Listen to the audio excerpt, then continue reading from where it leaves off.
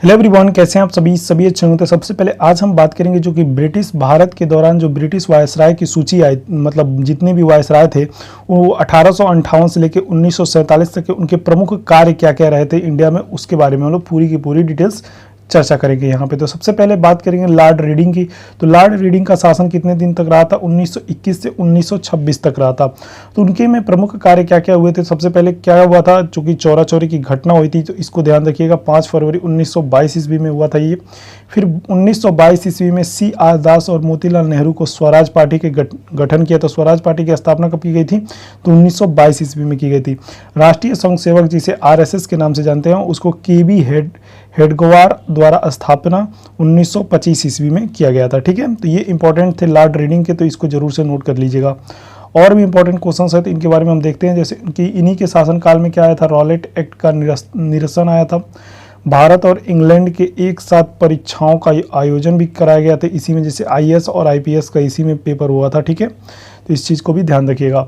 Lord Irwin की बात करें तो 1926 से 1931 तक रहे थे। तो इनके में क्या हुआ था शासनकाल में? इनके शासनकाल में साइमन कमीशन और उसके बायकॉट मतलब किया गया था। जो साइमन कमीशन आए थे उसको बायकॉट किया गया था लॉर्ड इरविन के समय में।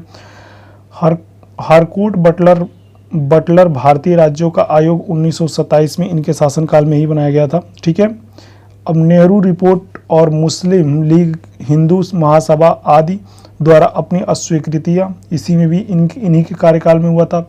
दीपावली की घोषणा इन्हीं के कार्यकाल में हुआ था। मतलब दीपावली 1926 के बाद मनाया कि मतलब मनाया तो जाता था लेकिन दिन को घोषित किया गया इन्हीं के शासनकाल में। ठीक है, लाहौर सत्र की बात करें तो 1929 में स्टार्ट हुआ था। पूर्ण स्वराज की घोषणा इन्हीं के शासनकाल में हुई थी, ये भी ध्यान रखना है। सविनय अवज्ञा आंदोलन दांडी मार्च जो गांधी जी द्वारा स्टार्ट किया गया था ये इन्हीं के मतलब शासनकाल में हुआ था। अब हम बात करेंगे प्रथम गोलमेज सम्मेलन इन्हीं के शासनकाल में हुआ था। गांधी इरविन पैक्ट इन्हीं के शासनकाल में हुआ था। ठीक है, अब हम बात करेंगे लॉर्ड वेलिंगटन के बारे में। लॉर्ड वेलिंगटन क्या थे? तो 1931 से 1936 तक इनका शासन काल चला था। इनका सबसे पहला कार्य क्या था? दूसरा और तीसरा गोलमेज सम्मेलन इन्हीं के शासनकाल में हुआ था।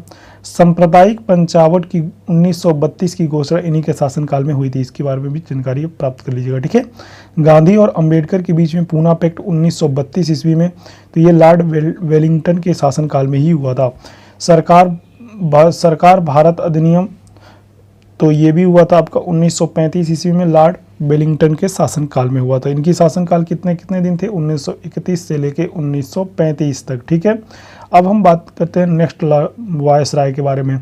लॉर्ड लिंथिंगो के बारे में बात करें तो इनके मतलब 1936 से 1943 ईस्वी तक इनका शासनकाल रहा। तो इन्होंने कांग्रेस मंत्रालयों का गठन किया था। लॉर्ड लिंथिंगो, ये नाम याद करिए क्योंकि कांग्रेस मंत्रालय का गठन इन्हीं के शासनकाल में होता। दूसरे विश्व युद्ध की जो आरंभ हुई थी इन्हीं के शासनकाल में 1939 में हुआ था। कांग्रेस के अध्यक्ष पद की सुभाष चंद्र बोस का इस्तीफा इन्हीं के शासनकाल में दिया गया था। फॉरवर्ड ब्लॉक का गठन 1939 ईस्वी में किया गया था। अगस्ता प्रस्ताव को कांग्रेस द्वारा अपनी अस्वीकृति मतलब इन्हीं के शासनकाल में हुआ था, लॉर्ड लिंथिंगो के शासनकाल में। ठीक है, अब हम बात करेंगे यहाँ पे जो नेक्स्ट है, अगस्ता प्रस्ताव कांग्रेस के द्वारा स्वीकृति इन्हीं के शासनकाल में। क्रिप्स मिशन 1942 में आया था, इन्हीं के शासनकाल में आया था। और उसके बाद से भारत छोड़ो आंदोलन जो कि 1942 ईस्वी में मतलब चला था। ठीक है, तो अब हम बात करेंगे नेक्स्ट क्वेश्चन की, और यहाँ पे देखिएगा जो नेक्स्ट वायसराय हैं वो हैं आपके कौन से हैं? तो वो हैं आपके लॉर्ड वेवेल। तो लॉर्ड वेवेल कब से कब तक थे? तो 1943 से 1947 ईस्वी तक थे। ठीक है, तो इनके शासनकाल में क्या हुआ था? तो इनके शासनकाल में श्री राजगोपालाचारी द्वारा CR फार्मूले का निर्माण इन्हीं के शासनकाल में हुआ था। ठीक है, वेवेल योजना और शिमला सम्मेलन 1945 इन्हीं के शासनकाल में हुआ था।